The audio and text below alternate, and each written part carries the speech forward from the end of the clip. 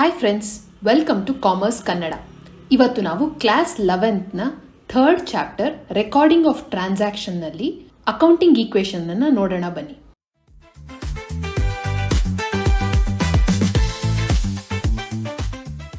ಈ ಮುಂಚೆ ನಾವು ಆಲ್ರೆಡಿ ಒಂದು ಪ್ರಾಬ್ಲಮ್ನ ಸಾಲ್ವ್ ಮಾಡಿದ್ದೀವಿ. ನೀವು ಆ ವಿಡಿಯೋನ ನೋಡಿಲ್ಲ ಅಂದರೆ ದಯವಿಟ್ಟು ಅದನ್ನು ರೆಫರ್ ಮಾಡಿ. ಫ್ರೆಂಡ್ಸ್, ನಾವು ಈ ಪ್ರೀವಿಯಸ್ ವಿಡಿಯೋದಲ್ಲಿ ಏನು ಕಲ್ತ್ವಿ? Assets is equal to liabilities plus capital. ಯಾಕೆ ಹೀಗೆ? ನಾವು ಏನೇ ಆಸ್ತಿ ತಗೋಬೇಕು ಅಂತ ಅಂದ್ಕೊಂಡ್ರು ಅದಕ್ಕೆ ನಮಗೆ ದುಡ್ಡು ಬೇಕು. ಆ ದುಡ್ಡು ಎಲ್ಲಿಂದ ಬರುತ್ತೆ? ಒಂದು ಓನರ್ ತಂದಿರೋ ಬಂಡವಾಳ ಆಗಿರಬಹುದು, ಇಲ್ಲ ನಾವು ಹೊರಗಡೆಯಿಂದ ಮಾಡಿರುವಂತಹ ಸಾಲ ಆಗಿರಬಹುದು. ಇದು ಎರಡೇ ಸೋರ್ಸ್ ನಮಗಿರೋದು ಆಸ್ತಿ ತಗೊಳ್ಳೋದಕ್ಕೆ. ಇನ್ನು ಮುಂದೆ ನೋಡೋಣ ಬನ್ನಿ.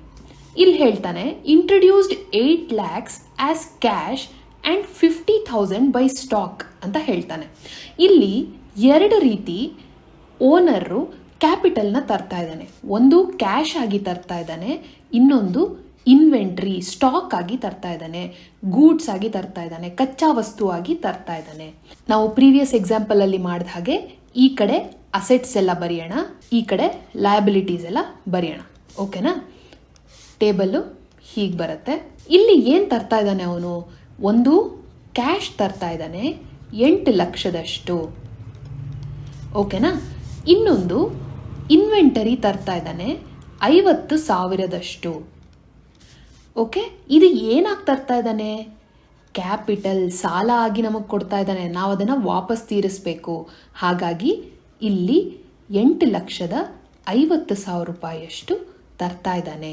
ಇಲ್ಲ ಅದನ್ನೇ ಹೇಳ್ತಾರೆ, ಕ್ಯಾಶು 8 ಲಕ್ಷ, ಇನ್ವೆಂಟರಿ 50,000, ಟೋಟಲ್ ಆಗಿ 8,50,000 ಕ್ಯಾಪಿಟಲ್ ಆಗಿ ತರ್ತಾ ಇದ್ದಾನೆ. LHS is equal to RHS. Purchased plant for 3 lakhs by paying 15,000 in cash and balance at later date. ಇಲ್ಲಿ ಏನು ಹೇಳ್ತಾ ಇದ್ದಾನೆ? ಮ್ಯಾನುಫ್ಯಾಕ್ಚರ್ ಮಾಡೋದಕ್ಕೆ ಬೇಕಾಗಿರುವಂತಹ ಒಂದು ಪ್ಲಾಂಟ್, ದೊಡ್ಡ ಮೆಷಿನರೀಸ್ಗೆ ಪ್ಲಾಂಟ್ ಅಂತ ಹೇಳ್ತೀವಿ. Purchased plant for 3 lakhs rupees, 3 ಲಕ್ಷದಷ್ಟು ಪ್ಲಾಂಟನ್ನು ಪರ್ಚೇಸ್ ಮಾಡಿದ್ದಾನೆ. ಆದರೆ ಬರೀ 15,000 ರೂಪಾಯಿ ಕ್ಯಾಶನ್ನು ಕೊಟ್ಟಿದ್ದಾನೆ. ಇಲ್ಲಿ ನಮ್ಮ ಹತ್ರ ಕ್ಯಾಶ್ ಎಷ್ಟಿತ್ತು? ಕ್ಯಾಶು 8 ಲಕ್ಷ ಇತ್ತು.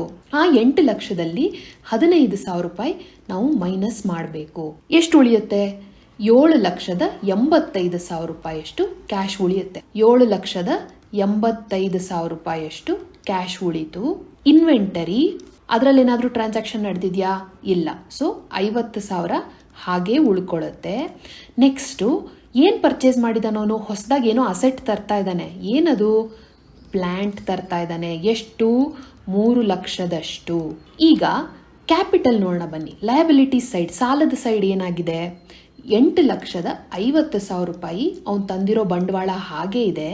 ಅದನ್ನು ಬಿಟ್ಟು ನಾವು ಸಾಲ ಹೇಳಿದ್ದೀವಿ. ಎಷ್ಟು ಸಾಲ ಹೇಳಿದ್ದೀವಿ? 15,000 ರೂಪಾಯಿ ತೀರಿಸಿದ್ದೀವಿ. ಅದು ಬಿಟ್ಟು 2,85,000 ರೂಪಾಯಿಯಷ್ಟು ಸಾಲ ಹೇಳಿದ್ದೀವಿ. ಮುಂದಕ್ಕೊಂದಿನ ಕೊಡ್ತೀವಪ್ಪ ಅಂತ ಹೇಳಿದ್ದೀವಿ. ಟೋಟಲ್ ಆಗಿ ನಮ್ಮ ಹತ್ರ ಇವಾಗ 11,35,000 ರೂಪಾಯಿಯಷ್ಟು ಸಾಲ ಇದೆ. ಅದರಷ್ಟೇ ಈಗ ನಮ್ಮ ಹತ್ರ ಆಸ್ತಿನೂ ಇದೆ. Next deposited 6 lakhs into bank. ನಮ್ಮ ಹತ್ರ ಕೈಯಲ್ಲಿ ಎಷ್ಟು ಹಣ ಇದೆ? ನಮ್ಮ ಹತ್ರ 7,85,000 ರೂಪಾಯಿಯಷ್ಟು ಹಣ ಇದೆ. ಅದರಲ್ಲಿ 6 ಲಕ್ಷದಷ್ಟು ಅವನು ಬ್ಯಾಂಕ್ಗೆ ಹಾಕ್ತೀನಿ ಅಂತ ಹೇಳ್ತಾ ಇದ್ದಾನೆ. ಸೊ ನಮ್ಮ ಹತ್ರ ಕೈಯಲ್ಲಿ ಇನ್ನೆಷ್ಟು ಕ್ಯಾಶ್ ಉಳಿತು? 1,85,000 ರೂಪಾಯಿಯಷ್ಟು ಕ್ಯಾಶ್ ಉಳಿತು.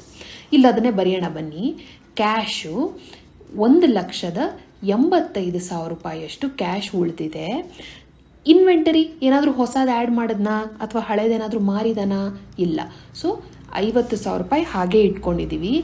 ಪ್ಲ್ಯಾಂಟ್ ಏನಾದರೂ ಚೇಂಜ್ ಮಾಡಿದಾನ, ರಿಪೇರಿ ಮಾಡಿಸಿದಾನ? ಏನೂ ಇಲ್ಲ. ಸೊ ಹಾಗಾಗಿ 3 ಲಕ್ಷ ಹಾಗೇ ಬರಿತೀವಿ. ಹೊಸದಾಗಿ ಒಂದು ಅಸೆಟ್ ಆ್ಯಡ್ ಆಗ್ತಾ ಇದೆ. ಏನಪ್ಪ ಅದು?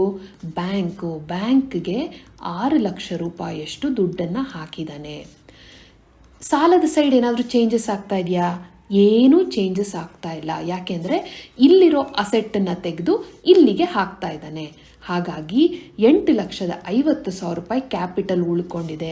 ಲಯಬಿಲಿಟೀಸು 2,00,000 85,000 ಹಾಗೆ ಉಳ್ಕೊಂಡಿದೆ.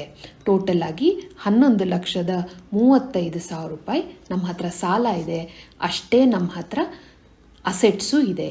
Next purchased office furniture for 1,00,000 rupees and made payment by cheque ಅಂತ ಹೇಳ್ತಾನೆ. ಇಲ್ಲಿ 2 ವಿಷಯ ಹೇಳ್ತಾ ಇದ್ದಾನೆ. ಒಂದು ಫರ್ನಿಚರ್ ತಂದೆ ಅಂತ ಹೇಳ್ತಾ ಇದ್ದಾನೆ, ಎರಡನೇದು ಅದಕ್ಕೆ ಪೇಮೆಂಟನ್ನು ನಾನು ಚೆಕ್ಕಲ್ಲಿ ಮಾಡಿದ್ದೀನಿ ಅಂತ ಹೇಳ್ತಾ ಇದ್ದಾನೆ. ಕ್ಯಾಶು ಎಷ್ಟಿದೆ? 1,85,000 ಅಷ್ಟು ಕ್ಯಾಶ್ ಇದೆ. ಅದರಲ್ಲಿ ಏನಾದರೂ ಬದಲಾವಣೆ ಆಗ್ತಾ ಇದೆಯಾ? ಇಲ್ಲ. ಇನ್ವೆಂಟರಿ ಅದರಲ್ಲಿ ಏನಾದರೂ ಬದಲಾವಣೆ ಇದೆಯಾ? ಇಲ್ಲ. 50,000 ಹಾಗೆ ಇದೆ. ಪ್ಲ್ಯಾಂಟು ಅದರಲ್ಲಿ ಏನಾದರೂ ಬದಲಾವಣೆ ಇದೆಯಾ? ಇಲ್ಲ. 3,00,000 ಹಾಗೇ ಇದೆ. ನೆಕ್ಸ್ಟು ಬ್ಯಾಂಕಲ್ಲಿ ಏನಾಗ್ತಾ ಇದೆ? ನಮ್ಮ ಹತ್ರ 6,00,000 ರೂಪಾಯಿ ಇತ್ತು. 6,00,000 ರೂಪಾಯಲ್ಲಿ 1,00,000ದಷ್ಟು ನಾವು ಚೆಕ್ ಕೊಡ್ತಾ ಇದ್ದೀವಿ. ಸೊ ನಮ್ಮ ಹತ್ರ ಈಗ ಉಳಿದಿರೋದು 5,00,000 ರೂಪಾಯಿಯಷ್ಟು ಬ್ಯಾಂಕಲ್ಲಿ ಉಳಿದಿದೆ. ಏನಾಯಿತು ಇನ್ನು 1,00,000 ರೂಪಾಯಿ? ನಾವೇನು ತಂದ್ವಿ? ಒಂದು ಅಸೆಟ್ ತಂದಿದ್ದೀವಿ, ಫರ್ನಿಚರ್ ತಂದಿದ್ದೀವಿ 1,00,000ದಷ್ಟು. ಲಯಬಿಲಿಟಿ ಸೈಡ್ ಏನಾಯಿತು? ಕ್ಯಾಪಿಟಲ್ ನಮ್ಮ ಹತ್ರ ಎಷ್ಟಿದೆ? 8,50,000 ಹಾಗೆ ನಮ್ಮ ಹತ್ರ ಕ್ಯಾಪಿಟಲ್ ಇದೆ. ಸಾಲ ಎಷ್ಟಿದೆ? ಅದು ಸಹ 2,85,000 ರೂಪಾಯಿಯಷ್ಟು ಇದೆ. ಟೋಟಲ್ ಎಷ್ಟಿದೆ? 11,35,000 ಹಾಗೇ ಇದೆ. ಅಸೆಟ್ ಸೈಡು ಮತ್ತು liabilities side. LHS is equal to RHS. Next, purchased goods worth rupees 80,000 for cash and for 35,000 rupees in credit ಅಂತ ಹೇಳ್ತಾನೆ. ಇಲ್ಲಿ ಗೂಡ್ಸ್ನ ತಂದಿದ್ದಾನೆ. ಅದನ್ನು 2 ರೀತಿ ತಂದಿದ್ದಾನೆ. ಒಂದು ಕ್ಯಾಶ್ ಕೊಟ್ಬಿಟ್ಟು ತಂದಿದ್ದಾನೆ, ಇನ್ನೊಂದು ಸಾಲ ಹೇಳಿ ತಂದಿದ್ದಾನೆ. ಟೋಟಲ್ ಆಗಿ ಎಷ್ಟು ತಂದಿದ್ದಾನೆ ಅವನು? 80,000 ದುಡ್ಡು ಕೊಟ್ಬಿಟ್ಟು ತಂದಿದ್ದಾನೆ, 35,000 ಸಾಲ ಹೇಳಿ ತಂದಿದ್ದಾನೆ. ಹಾಗಾಗಿ ಟೋಟಲ್ ಆಗಿ ಅವನು 1,15,000 ರೂಪಾಯಿಯಷ್ಟು ಗೂಡ್ಸನ್ನ ತಂದಿದ್ದಾನೆ. ಕ್ಯಾಶ್ ಏನಾದರೂ ಡಿಫ್ರೆನ್ಸ್ ಇದೆಯಾ? ಹೌದು, ಇಲ್ಲಿ ಕ್ಯಾಶಿನ ವ್ಯವಹಾರ ನಡೀತಾ ಇದೆ. ಸೊ 1,85,000 ರೂಪಾಯಿ ನಮ್ಮ ಹತ್ರ ಕ್ಯಾಶ್ ಇತ್ತು. ಅದರಲ್ಲಿ 80,000 ರೂಪಾಯಿ ಕೊಟ್ಟುಬಿಟ್ಟು ಅವನು ಗೂಡ್ಸ್ನ ತಂದಿದ್ದಾನೆ. ಇಲ್ಲಿ 80,000 ರೂಪಾಯಿ ಮೈನಸ್ ಆದರೆ 1,05,000 ರೂಪಾಯಿ ನಮ್ಮ ಹತ್ರ ಕ್ಯಾಶ್ ಉಳಿಯುತ್ತೆ. ಹೌದಾ? Next inventory ತಂದಿದ್ದಾನೆ. ಗೂಡ್ಸ್ ಏನೋ ತಂದಿದ್ದಾನೆ. ನಮ್ಮ ಹತ್ರ ಮುಂಚೆ ಎಷ್ಟಿತ್ತು ಗೂಡ್ಸು? 50,000 ರೂಪಾಯಿಯಷ್ಟು ಗೂಡ್ಸ್ ಇತ್ತು. ಅದಕ್ಕೆ ಈಗ ಹೊಸದಾಗಿ 1,15,000 ರೂಪಾಯಿಯಷ್ಟು ಗೂಡ್ಸನ್ನು ಆ್ಯಡ್ ಮಾಡಿದ್ದಾನೆ, ತಂದಿದ್ದಾನೆ. ಟೋಟಲ್ ಆಗಿ 1,65,000 ರೂಪಾಯಿಯಷ್ಟು ಗೂಡ್ಸ್ ನಮ್ಮ ಹತ್ರ ಇದೆ. ಪ್ಲ್ಯಾಂಟಲ್ಲಿ ಏನಾದರೂ ಚೇಂಜಸ್ ಆಯಿತಾ? ಇಲ್ಲ. 3,00,000 ಹಾಗೇ ಉಳ್ಕೊಂಡಿದೆ. ನೆಕ್ಸ್ಟು ಬ್ಯಾಂಕ್ ಏನಾದರೂ ಚೆಕ್ ವ್ಯವಹಾರ ಮಾಡಿದಾನಾ? ಇಲ್ಲ. 5,00,000 ಹಾಗೇ ಇದೆ. ನೆಕ್ಸ್ಟು ಫರ್ನಿಚರ್ 1,00,000ದಷ್ಟು ಹಾಗೇ ಇದೆ. ಇಲ್ಲಿ ಸಾಲ ಏನಾಗಿದೆ ನೋಡೋಣ ಬನ್ನಿ. ಕ್ಯಾಪಿಟಲ್ ಬಂಡವಾಳ ಅದೇನಾಗಿದೆ? ಏನೂ ಆಗಿಲ್ಲ. 8,50,000 ಕ್ಯಾಪಿಟಲ್ ಆಗಿ ಉಳ್ಕೊಂಡಿದೆ. ಸಾಲ ಏನಾದರೂ ಹೇಳಿದಾನ ಹೊಸದಾಗಿ? ಹೌದು, 35,000 ರೂಪಾಯಿ ಸಾಲ ಹೇಳಿದ್ದಾನೆ. ಮುಂಚೆ ಇದ್ದಿದ್ದೆಷ್ಟು? 2,85,000 ರೂಪಾಯಿಯಷ್ಟು ಸಾಲ ಆಲ್ರೆಡಿ ಇತ್ತು. ಅದಕ್ಕೆ ಅವನು 35,000 ರೂಪಾಯಿಯಷ್ಟು ಸಾಲ ಹೇಳಿದ್ದಾನೆ. ಟೋಟಲ್ ಆಗಿ 3,20,000 ರೂಪಾಯಿಯಷ್ಟು ಸಾಲ ಇದೆ. ಈಗ ಟೋಟಲ್ ಎಷ್ಟಾಯಿತು? 11,70,000 ರೂಪಾಯಿಯಷ್ಟು. Next goods worth rupees 45,000 was sold for 60,000 on cash basis. ಇಲ್ಲಿ ಏನಾಗ್ತಿದೆ? 45,000 ರೂಪಾಯಿಯಷ್ಟು ಗೂಡ್ಸನ್ನ ಸೇಲ್ ಮಾಡ್ತಾ ಇದ್ದಾನೆ. ಆದರೆ 45,000 ರೂಪಾಯಿಗೆ ಸೇಲ್ ಮಾಡ್ತಾ ಇದ್ದಾನಾ? ಇಲ್ಲ, 60,000 ರೂಪಾಯಿಗೆ ಸೇಲ್ ಮಾಡ್ತಾ ಇದ್ದಾನೆ. ಇಲ್ಲಿ ಏನೋ ಹೊಸದಾಗಿ ಬರ್ತಾ ಇದೆಯಲ್ಲ, ಏನದು? ಅದು ಪ್ರಾಫಿಟ್. 45,000 ರೂಪಾಯಿಗೆ ಮಾರಬೇಕಾಗಿದ್ದನ್ನು 60,000 ರೂಪಾಯಿಗೆ ಮಾರ್ತಾ ಇದ್ದಾನೆ. ಸೊ 15,000 ರೂಪಾಯಿಯಷ್ಟು ಪ್ರಾಫಿಟ್ ಬರ್ತಾ ಇದೆ. ಏನು ಮಾಡ್ಬೇಕು ನಾವು ಈ ಪ್ರಾಫಿಟ್ನ? ಆ್ಯಸ್ ಅ ಬಿಸ್ನೆಸ್ ಆಗಿ ಯೋಚನೆ ಮಾಡಿ. ನಮ್ಮ ಬಾಧ್ಯತೆ ಏನು?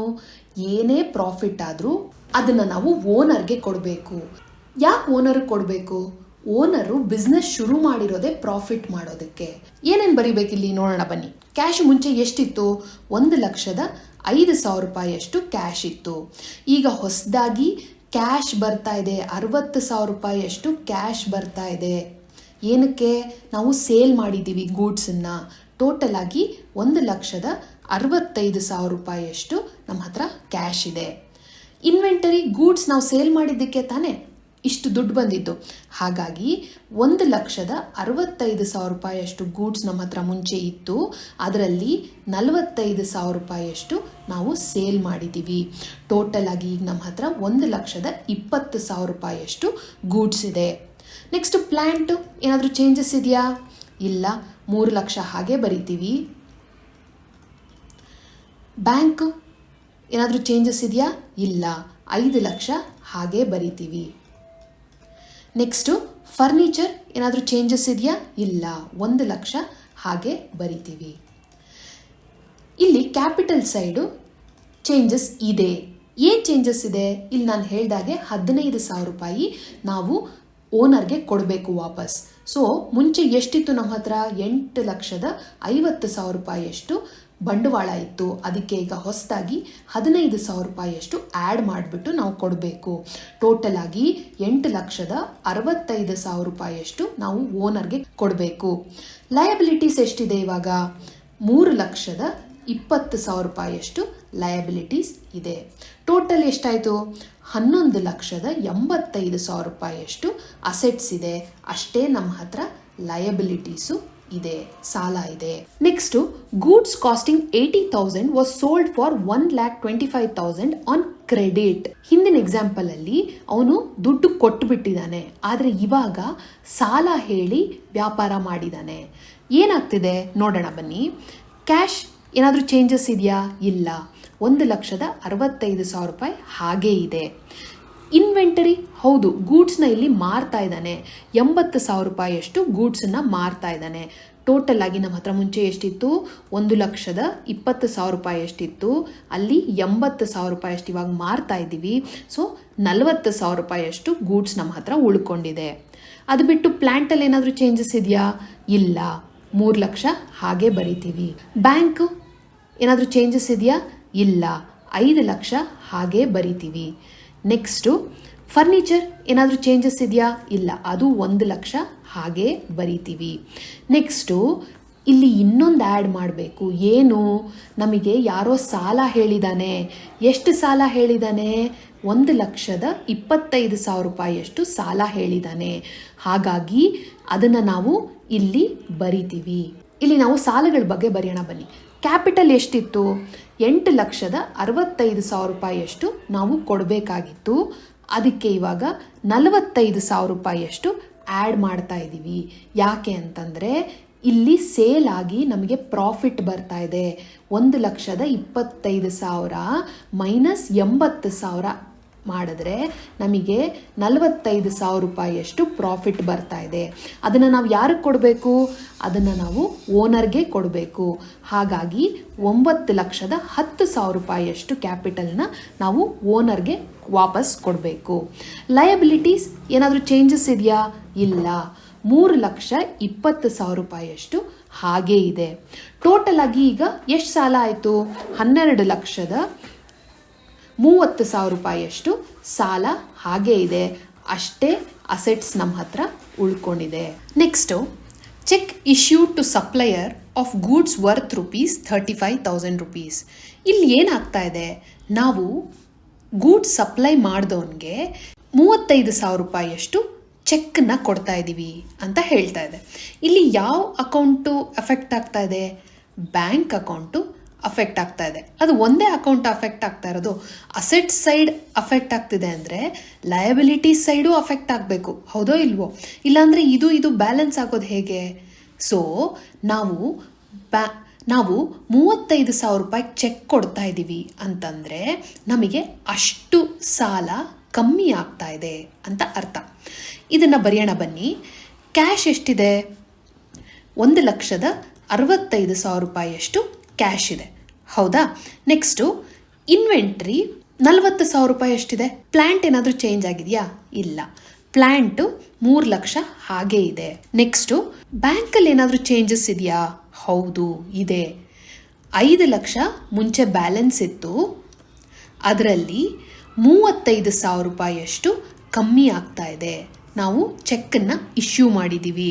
ಇನ್ನು ಮಿಕ್ಕಿದೆಷ್ಟು ಉಳಿತು? 4,65,000 ರೂಪಾಯಿಯಷ್ಟು ಉಳಿದಿದೆ. ನೆಕ್ಸ್ಟು ಫರ್ನಿಚರ್ ಎಷ್ಟು? 1 ಲಕ್ಷ ಹಾಗೇ ಇದೆ, ಅದನ್ನು ನಾವೇನು ಮಾಡಿಲ್ಲ. ನೆಕ್ಸ್ಟು ಡೆಟಾರ್ಸ್ ಎಷ್ಟಿದ್ದಾರೆ? 1,25,000 ರೂಪಾಯಿಯಷ್ಟು ಡೆಟಾರ್ಸ್ ಇದ್ದಾರೆ.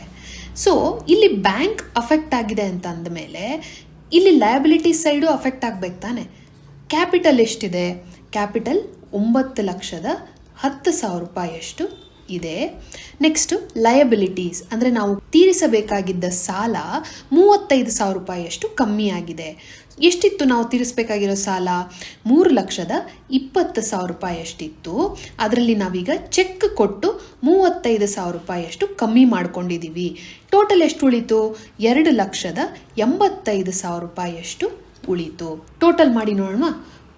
11,95,000 ರೂಪಾಯಿಯಷ್ಟು ನಮ್ಮ ಹತ್ರ ಸಾಲ ಇದೆ, ಅಷ್ಟೇ ನಮ್ಮ ಹತ್ರ ಅಸೆಟ್ಸು ಇದೆ, 11,95,000 ರೂಪಾಯಿಯಷ್ಟು. Next cheque received from customer amounting to 75,000 rupees. ಯಾರೋ ಕಸ್ಟಮರು ನಮಗೆ 75,000 ರೂಪಾಯಿಗೆ ಚೆಕ್ ಕೊಟ್ಟಿದ್ದಾರೆ. ಇಲ್ಲಿ ಯಾವ ಅಕೌಂಟ್ ಅಫೆಕ್ಟ್ ಆಗ್ತಾ ಇದೆ? ಬ್ಯಾಂಕ್ ಅಕೌಂಟ್ ಎಫೆಕ್ಟ್ ಆಗ್ತಾ ಇದೆ. ಯಾರೋ ನಮಗೆ ಚೆಕ್ ಕೊಟ್ಟಿದ್ದಾರೆ. ಸೊ ಹಾಗಾಗಿ ಅವ್ರೇನಾದರೂ ಕ್ಯಾಶ್ ಕೊಟ್ಟಿದ್ದಿದ್ರೆ ನಮಗೆ ಕ್ಯಾಶ್ ಅಕೌಂಟ್ ಅಫೆಕ್ಟ್ ಆಗಿರೋದು.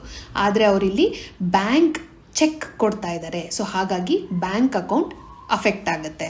ಇಲ್ಲಿ ಏನೇನಾಗುತ್ತೆ ನೋಡೋಣ ಬನ್ನಿ. ಕ್ಯಾಶ್ ಎಷ್ಟು? 1,65,000 ರೂಪಾಯಿಯಷ್ಟು ಕ್ಯಾಶ್ ಇದೆ ಕೈಯಲ್ಲಿ. ಇನ್ವೆಂಟ್ರೀಸ್ ಏನಾದರೂ ಚೇಂಜಸ್ ಆಗಿದೆಯಾ? ಇಲ್ಲ, 40,000 ಹಾಗೇ ಇದೆ. ನೆಕ್ಸ್ಟು ಪ್ಲ್ಯಾಂಟಲ್ಲಿ ಏನಾದರೂ ಚೇಂಜಸ್ ಆಗಿದೆಯಾ? ಇಲ್ಲ, ಅದು 3 ಲಕ್ಷ ಹಾಗೇ ಇದೆ. ನೆಕ್ಸ್ಟು ಬ್ಯಾಂಕು ಎಷ್ಟಿತ್ತು ಮುಂಚೆ? 4,65,000 ರೂಪಾಯಿಯಷ್ಟು ಇತ್ತು. ಈಗ ಯಾರೋ ಒಬ್ಬರು ನಮಗೆ 75,000 ರೂಪಾಯಿಗೆ ಚೆಕ್ ಕೊಟ್ಟಿದ್ದಾರೆ. ಹಾಗಾಗಿ ನಮ್ಮ ಹತ್ರ ಈಗ ಎಷ್ಟಿದೆ? 5,40,000 ರೂಪಾಯಿಯಷ್ಟು ನಮ್ಮ ಹತ್ರ ಅಮೌಂಟ್ ಬಂದಿದೆ. ಫರ್ನಿಚರ್ ಏನಾದರೂ ಚೇಂಜಸ್ ಇದೆಯಾ? ಇಲ್ಲ, 1 ಲಕ್ಷ ಹಾಗೇ ಇದೆ. ನೆಕ್ಸ್ಟು ನಾವಿಲ್ಲಿ ಡೆಟಾರ್ಸ್ ಬರೀತೀವಿ. ಡೆಟಾರ್ಸಲ್ಲಿ 75,000 ರೂಪಾಯಿ ಕಮ್ಮಿ ಆಗಬೇಕೋ ಬೇಡವೋ? ಯಾಕೆ ಅಂತಂದರೆ ಮುಂಚೆ ಇದ್ದಿದ್ದು 1,25,000 ರೂಪಾಯಿ ಸಾಲ ತೀರಿಸಬೇಕಾಗಿತ್ತು ಯಾರೋ, ಅದಕ್ಕೆ ನಮಗೆ 75,000 ರೂಪಾಯಿಯಷ್ಟು ಚೆಕ್ ಕೊಟ್ಟಿದ್ದಾರೆ. ಸೊ ಹಾಗಾಗಿ ನಮಗೆ ಸಾಲ ಕೊಡುವವರಲ್ಲಿ 75,000 ರೂಪಾಯಿಯಷ್ಟು ಕಮ್ಮಿ ಆಗಿದೆ. ಇನ್ನು ಮಿಕ್ಕಿದ್ದೆಷ್ಟು? 50,000 ರೂಪಾಯಿಯಷ್ಟು ಉಳ್ಕೊಂಡಿದೆ. ಕ್ಯಾಪಿಟಲ್ ಸೈಡ್ ಏನಾದರೂ ಚೇಂಜಸ್ ಇದೆಯಾ? 9,10,000 ರೂಪಾಯಿ ಬಂಡವಾಳ ಇದೆ. ಹಾಗೆ ಬೇರೆಯವರಿಂದ ತಗೊಂಡಿರುವ ಸಾಲ 2,85,000 ರೂಪಾಯಿ ಹಾಗೆ ಇದೆ. ಟೋಟಲ್ ಎಷ್ಟಾಯಿತು ನೋಡೋಣ ಬನ್ನಿ. 11,95,000 ರೂಪಾಯಿ ಆಗಿದೆ. ಅಸೆಟ್ಸು ಸಹ 11,95,000 ರೂಪಾಯಿ ಇದೆ. Next withdrawn by owner for personal use 25,000 ರೂಪಾಯಿ. ಇದು ಯಾವ ಯಾವ ಅಕೌಂಟ್ಸನ್ನು ಅಫೆಕ್ಟ್ ಮಾಡ್ತಾ ಇದೆ ಅಂತ. ಒಂದು, withdrawn by owner for personal use ಅಂತ ಹೇಳ್ತಾ ಇದ್ದಾರೆ. ಏನು ಮಾಡ್ತಿದ್ದಾನೆ ಇಲ್ಲಿ ಓನರು? ಕ್ಯಾಶನ್ನು ಬಿಸ್ನೆಸ್ಸಿಂದ ಹೊರಗಡೆ ತೊಗೊಂಡು ಹೋಗ್ತಾ ಇದ್ದಾನೆ. ಅವ್ರು ಏನೂ ಬೇರೆ ಹೇಳಿಲ್ಲದೆ ಇರೋ ಕಾರಣದಿಂದ ನಾವು ಕ್ಯಾಶ್ ಅಂತ ಅಸ್ಯೂಮ್ ಮಾಡ್ಕೋತಾ ಇದ್ದೀವಿ. ಓಕೆನಾ? So obviously cash account affect ಆಗೇ ಆಗುತ್ತೆ. ಕ್ಯಾಪಿಟಲ್ ಅಕೌಂಟ್ ಅಫೆಕ್ಟ್ ಆಗುತ್ತೆ. ಯಾಕೆಂದರೆ ಅವನು ಬಂಡವಾಳ ತಂದಿದ್ದಾನೆ ಅಂತಂದರೆ ಅದು ನಮಗೆ ಸಾಲ ಆಯಿತು. ಅದೇ ಅದರಲ್ಲಿ ಒಂದಷ್ಟು ದುಡ್ಡನ್ನು ಅವ್ನು ವಾಪಸ್ ತಗೋತಾ ಇದ್ದಾನೆ ಅಂದರೆ ನಾವು ಅದನ್ನು ಏನಂತ ಅನ್ಕೋತೀವಿ? ಸಾಲ ಅಷ್ಟು ತೀರಿದೆ ಅಂತ ಅನ್ಕೋತೀವಿ. ಹೌದೋ ಇಲ್ವೋ? Simple logic. ಅದನ್ನೇ ಇಲ್ಲಿ ಎಂಟ್ರಿ ಮಾಡೋಣ ಬನ್ನಿ. ಕ್ಯಾಶು 1,65,000 ರೂಪಾಯಿಯಷ್ಟು ಇತ್ತು. ಅದರಲ್ಲಿ ಈಗ 25,000 ರೂಪಾಯಿಯಷ್ಟು ಅವರು ಡ್ರಾ ಮಾಡ್ಕೊಂಡಿದ್ದಾರೆ. ಟೋಟಲ್ ಆಗಿ 1,40,000 ರೂಪಾಯಿಯಷ್ಟು ಕ್ಯಾಶ್ ನಮ್ಮ ಹತ್ರ ಉಳ್ಕೊಂಡಿದೆ. ನೆಕ್ಸ್ಟು ಇನ್ವೆಂಟ್ರಿ 40,000 ರೂಪಾಯಿ ಹಾಗೇ ಇದೆ, ಅದನ್ನು ಯಾರೂ ಮುಟ್ಟಿಲ್ಲ, ಏನೂ ಆಗಿಲ್ಲ. ಪ್ಲ್ಯಾಂಟು ಏನಾಗಿದೆ? ಅದರಿಂದ ಏನೂ ಚೇಂಜಸ್ ಇಲ್ಲ, 3 ಲಕ್ಷ ಹಾಗೇ ಇದೆ. ನೆಕ್ಸ್ಟು ಬ್ಯಾಂಕು ಏನಾದರೂ ಚೆಕ್ ಬಂದಿದೆಯಾ ಅಥವಾ ಏನಾದರೂ ನಾವು ಚೆಕ್ ಕೊಟ್ಟಿದ್ದೀವಾ? ಇಲ್ಲ, 5,40,000 ರೂಪಾಯಿ ಹಾಗೇ ಇದೆ. ಅದು ಬಿಟ್ಟು ಫರ್ನಿಚರ್ಸ್ ಏನಾದರೂ ಚೇಂಜ್ ಆಯಿತಾ? ಆ್ಯಡ್ ಆಯಿತಾ? ಇಲ್ಲ, 1 ಲಕ್ಷ ರೂಪಾಯಿ ಹಾಗೇ ಇದೆ. ನೆಕ್ಸ್ಟು ಡೆಟಾರ್ಸ್, ನಮಗೆ ಬರಬೇಕಾಗಿರೋ ದುಡ್ಡಲ್ಲಿ ಏನಾದರೂ ಚೇಂಜಸ್ ಇದೆಯಾ? ಇಲ್ಲ, 50,000 ರೂಪಾಯಿ ಹಾಗೇ ಇದೆ. ನೆಕ್ಸ್ಟು ಕ್ಯಾಪಿಟಲ್ ಸೈಡ್ ಏನಾದರೂ ಚೇಂಜಸ್ ಇದೆಯಾ? ಹೌದು, ಇಲ್ಲಿ ಡಿಸ್ಕಸ್ ಮಾಡಿದ ಹಾಗೆ ಇಲ್ಲಿ ಕ್ಯಾಪಿಟಲಲ್ಲಿ ಚೇಂಜ್ ಆಗುತ್ತೆ. 9,10,000 ರೂಪಾಯಿ ಇತ್ತು, ಅದರಲ್ಲಿ ಈಗ ನಮಗೆ 25,000 ರೂಪಾಯಿ ಮೈನಸ್ ಆಗಿದೆ. ಯಾಕೆಂದರೆ ಅದನ್ನು ಓನರ್ ತಗೊಂಡಿದ್ದಾರೆ, ಅದರ ಅರ್ಥ ನಾವು ತೀರಿಸಿದ್ದೀವಿ 25,000 ರೂಪಾಯಿ ಅಂತ. ಎಷ್ಟಾಯ್ತು ಅಲ್ಲಿಗೆ? 8,85,000 ರೂಪಾಯಿಯಷ್ಟು ಉಳಿದಿದೆ. ಲಯಬಿಲಿಟೀಸ್ ಬೇರೆಯವರಿಂದ ತಗೊಂಡಿರೋ ಸಾಲಗಳು ಎಷ್ಟಿದೆ? 2,85,000 ರೂಪಾಯಿಯಷ್ಟು ಸಾಲಗಳಿದೆ. ಟೋಟಲ್ ಮಾಡೋಣ. ಟೋಟಲ್ ಆಗಿ 11,70,000 ರೂಪಾಯಿಯಷ್ಟು ನಮ್ಮ ಹತ್ರ ಸಾಲ ಇದೆ. ಅಸೆಟ್ ಸೈಡು ನಮ್ಮ ಹತ್ರ 11,70,000 ಅಷ್ಟು ಇದೆ. ನಿಮ್ಗೇನಾದರೂ ಅರ್ಥ ಆಗಲಿಲ್ಲ ಅಂದರೆ ಅದನ್ನು ಕಮೆಂಟ್ ಸೆಕ್ಷನ್ನಲ್ಲಿ ಬರೀರಿ, ಅದರಿಂದ ಇನ್ನೂ ಒಂದಷ್ಟು ಜನಕ್ಕೆ ಸಹಾಯ ಆಗುತ್ತೆ. ಅದಕ್ಕೆ ನಾನು ಖಂಡಿತ ರಿಪ್ಲೈ ಮಾಡ್ತೀನಿ. ಈ ವಿಡಿಯೋನ ಲೈಕ್ ಮಾಡೋದು ಮರಿಬೇಡಿ, ನಿಮ್ಮ ಫ್ರೆಂಡ್ಸ್ ಜೊತೆಗೆ ಶೇರ್ ಮಾಡಿ, ನಮ್ಮ ಚಾನೆಲ್ನ ಸಬ್ಸ್ಕ್ರೈಬ್ ಮಾಡಿ. Thank you.